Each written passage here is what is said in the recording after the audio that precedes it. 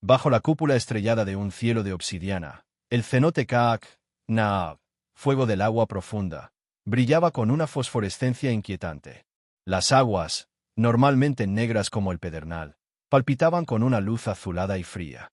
Ixchel, la Ig-Si-La-O, sacerdotisa lunar, observaba desde el borde de la cima. Su rostro cincelado por la edad y el conocimiento reflejaba el tembloroso resplandor. El aire olía a ozono y a tierra mojada, un aroma que no pertenecía a la selva. No había sido un relámpago. No había sido un cometa. Había sido un descenso, un susurro metálico desde las estrellas que se había sumergido en las aguas sagradas sin un sonido. Durante 7 días y 7 noches, los sacerdotes del gran Kaul-Ahab, Señor Sagrado, Canek, habían velado, cantando los himnos de Chaak y ofreciendo jade a las profundidades. En la 7ª noche, las aguas se separaron. No violentamente, sino con la suavidad de una cortina que se descorre. Y del abismo emergió eso. No era un dios. No tenía la forma de Kukulkan, la serpiente emplumada, ni la majestad de Itzamna, el Señor del cielo.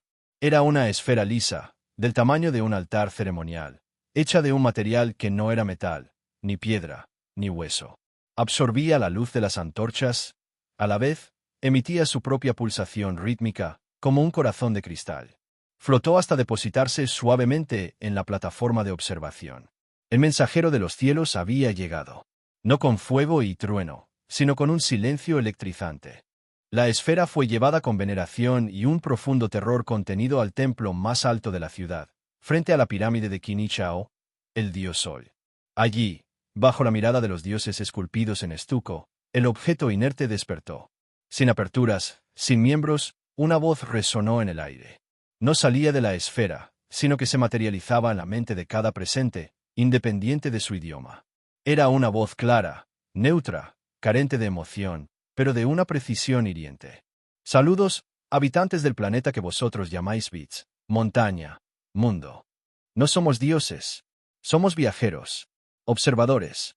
La declaración causó un murmullo de consternación. Los sacerdotes, que habían esperado una revelación divina, un mandato de sus antepasados estelares, se sintieron desnudos, defraudados. La voz continuó, describiendo el cosmos como una red intrincada de senderos y corrientes, un mapa celestial que hacía palidecer a los más complejos códices astronómicos. Habló de ciclos mayores que los de Venus, de armonías cósmicas que trascendían el Tzolk'in y el Jaav. Y entonces, llegó el núcleo del mensaje, presentado no como una profecía, sino como un dato frío, una ecuación terminada. Vuestro mundo sufre un desequilibrio. La relación entre vuestra especie y la biosfera es insostenible. Vuestras ciudades crecen como hongos en un tronco enfermo. Taláis la piel del mundo más rápido de lo que puede regenerarse. La concentración de ciertos gases en la atmósfera se altera, y esto cambiará el ritmo de las lluvias y el calor del sol. La voz esférica no juzgaba, solo mostraba. En la mente de los presentes surgieron imágenes nítidas y terroríficas. Vieron, como si volaran sobre ellas, sus propias ciudades, Palenque, Tikal, Calakmul. Pero en las imágenes, las piedras blancas estaban devoradas por la selva, los templos desmoronados bajo enredaderas gigantescas, las plazas desiertas. No era una visión de un fin violento, sino de un abandono lento y sofocante. Vieron los ríos, sus venas de vida, tornarse marrones y luego secarse, dejando lechos cuarteados. Vieron las milpas, los campos de maíz, agostarse bajo un sol implacable, las mazorcas marchitas y vacías. El ciclo que viene no es de renovación, sino de colapso, continuó la voz. El sistema que habéis construido es rígido. Depende de una constante expansión y de un clima estable. Ambos van a cesar. Las lluvias se volverán erráticas. Largas sequías se alternarán con diluvios que arrastrarán la tierra fértil. Las enfermedades se multiplicarán. Las guerras por los recursos que quedan serán más brutales. No es un castigo. Es una consecuencia. Un sistema biológico que excede su capacidad de carga, se derrumba. Es una ley tan inmutable como la que rige el movimiento de las estrellas que observáis. El mensaje era claro. Su civilización, en su trayectoria actual, tenía los días contados. Pero no era una sentencia definitiva. La voz ofrecía datos, patrones, principios de equilibrio. Hablaba de agricultura en capas que imitaba a la selva, de captación y almacenamiento de agua a gran escala, de rotación de cultivos que no agotara la tierra, de límites al crecimiento urbano, de una redistribución del poder y los recursos para evitar la fractura social. Era un manual de supervivencia escrito en el lenguaje de las estrellas. En la cámara del consejo, impregnada del humo de copal y la tensión, el Kaulahab Kanek escuchó los informes de Ischel y de los sumos sacerdotes. Su rostro, un máscara de jade viviente, era inescrutable. A su derecha, los sacerdotes astrónomos, liderados por el anciano Balaam, estaban fascinados. Es el conocimiento de los Itza, los magos, los sabios originales, vuelto nosotros, argumentaba Balaam. Nos dan las herramientas para leer el gran libro del mundo con nueva claridad. Podemos ajustar nuestros calendarios, prever las sequías, reformar la agricultura. Podemos volvernos eternos. A su izquierda, los Nacom, jefes militares, y los nobles terratenientes, encabezados por el feroz jaguar Jackson, hervían de indignación. Es una blasfemia, rugió Jackson, golpeando el suelo con su lanza ceremonial. Estos fantasmas que no se muestran, que hablan de leyes sin dioses, nos dicen que debemos dejar de crecer, que debemos limitar nuestras ciudades, reducir los tributos, es el lenguaje de la cobardía. Nuestra fuerza reside en nuestro poder, en nuestro dominio sobre la selva y sobre los hombres. ¿Acaso Chaak no nos ha dado la lluvia siempre que le hemos ofrecido sacrificios? ¿Acaso el linaje de Kanek no ha sido bendecido por los cielos? Kanek meditó. El mensaje ofrecía supervivencia, pero a un precio monumental, renunciar a la esencia misma del poder maya clásico, la expansión, la monumentalidad, la competencia entre ciudades-estado, la jerarquía divina. Implicaba desmantelar el motor de su civilización. Por otro lado, la advertencia de las imágenes era innegablemente poderosa. Pero su orgullo, la estructura misma de su mundo, se rebelaba. Finalmente, alzó la mano, imponiendo silencio. Los dioses nos hablan a través del sol, de la luna, de la sangre. No a través de una piedra parlante que niega su divinidad. Nuestros códices, nuestros augurios, no hablan de colapso, hablan de ciclos de desafío y renovación. Rechazamos el miedo. Reforzaremos nuestras alianzas, conquistaremos nuevas tierras para obtener más recursos, ofreceremos mayores sacrificios a los dioses para asegurar las lluvias. Nuestra grandeza no será cuestionada por un susurro sin rostro. La decisión de la Ahab fue ratificada por el Consejo de Nobles. El mensaje fue declarado Chenti, Balaam, el susurro del jaguar engañoso, una tentación para debilitar su espíritu. Se ordenó que la esfera fuera encerrada en la cripta más profunda del templo, sellada tras una losa de piedra. Pero antes de que la llevaran, Ischel, impulsada por una desesperación silenciosa, se acercó a ella en la oscuridad previa al amanecer. ¿No hay esperanza?, preguntó en su mente. La voz resonó por última vez, solo para ella. La esperanza es una variable que no podemos calcular. Os hemos dado la ecuación. Sois libres de resolverla o ignorarla. Observaremos. No interferiremos de nuevo. Y entonces, la pulsación de luz se apagó. La esfera se volvió opaca, inerte, una reliquia más de un momento incómodo. Fue el silencio más elocuente. Ischel, sin embargo, no pudo olvidar. Junto con el viejo Balaam y un pequeño grupo de disidentes astrónomos, algunos escribas, curanderos, decidieron actuar en secreto. Crearon una hermandad, los Akuksan Sum, los guardianes del camino hacia el cielo, retomando el mito del camino cósmico. Su misión, preservar el conocimiento prohibido.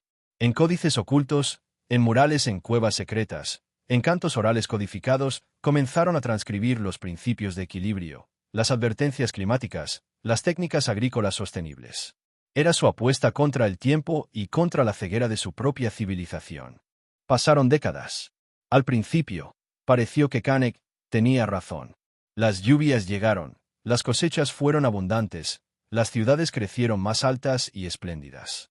Las guerras por la hegemonía se intensificaron, los tributos fluyeron, y la élite celebró su triunfo sobre el fantasma del cenote.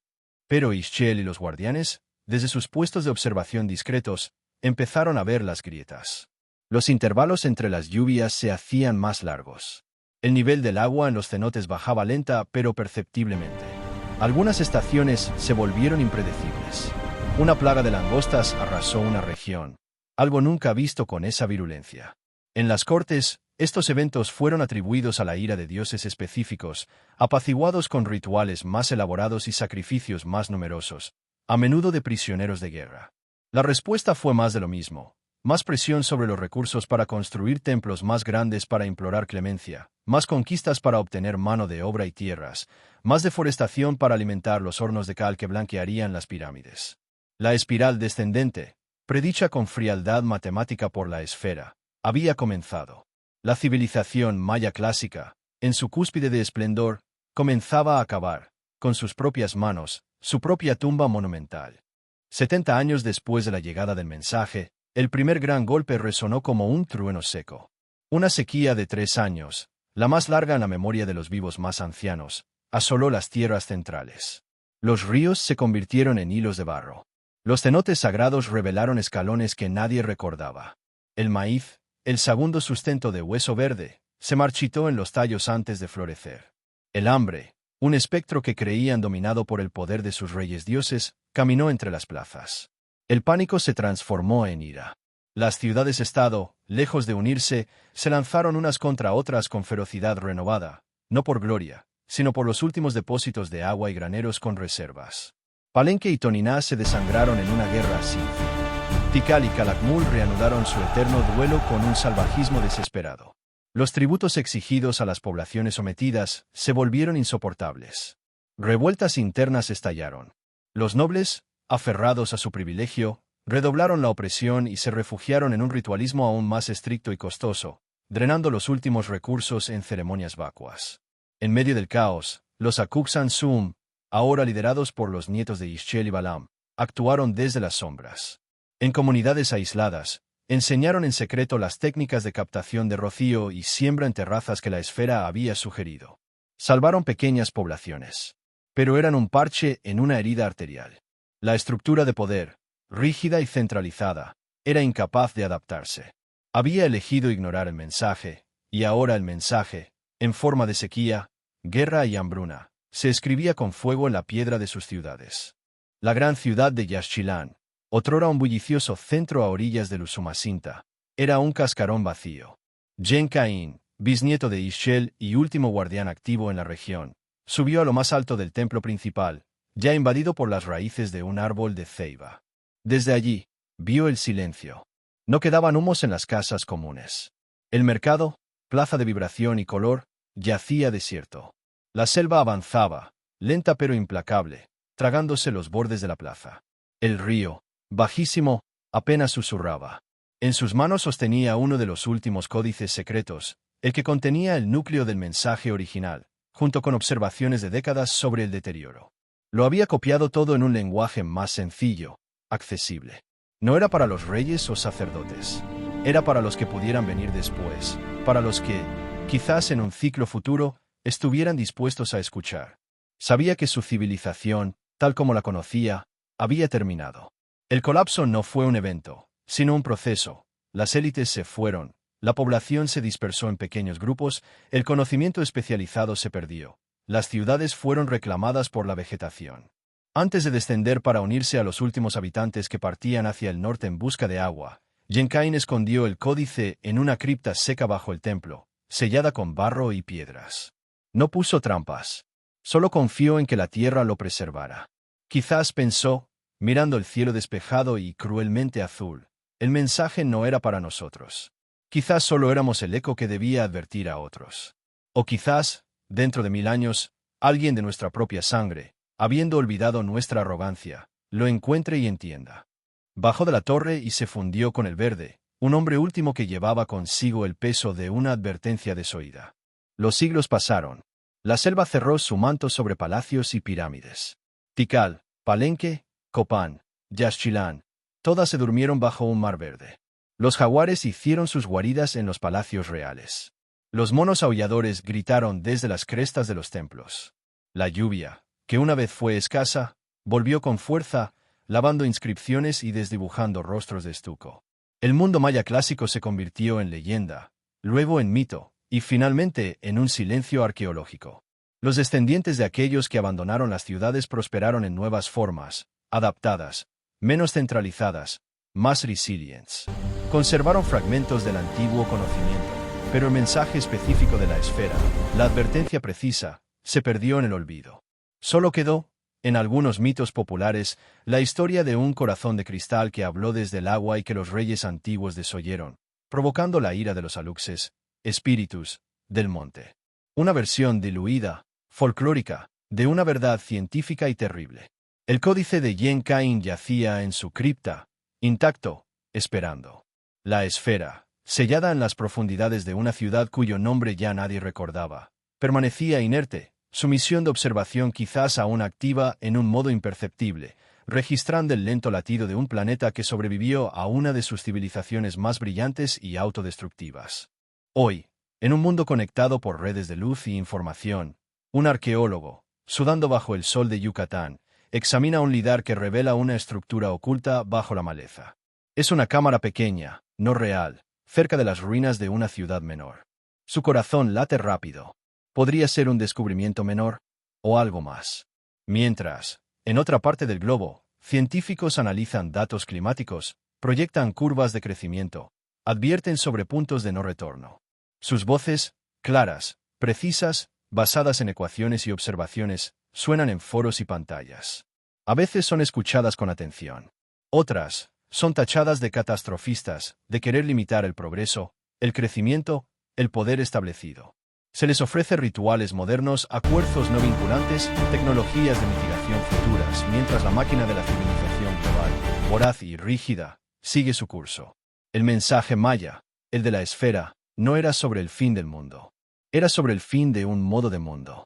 Un modo que prioriza la pirámide sobre la milpa, la efímera grandeza sobre la resiliencia duradera, el canto del poder sobre el susurro de la tierra. Yacía oculto, en la piedra y en la raíz, esperando no ser desenterrado como una curiosidad, sino ser reconocido, no como una profecía mística, sino como el eco de una lección que la humanidad, en su arrogancia cíclica, parece condenada a repetir, hasta que un día, quizás, decida por fin escuchar la voz fría y clara de las consecuencias, y elija un camino diferente antes de que la selva, literal o metafórica, reclame sus torres por última vez.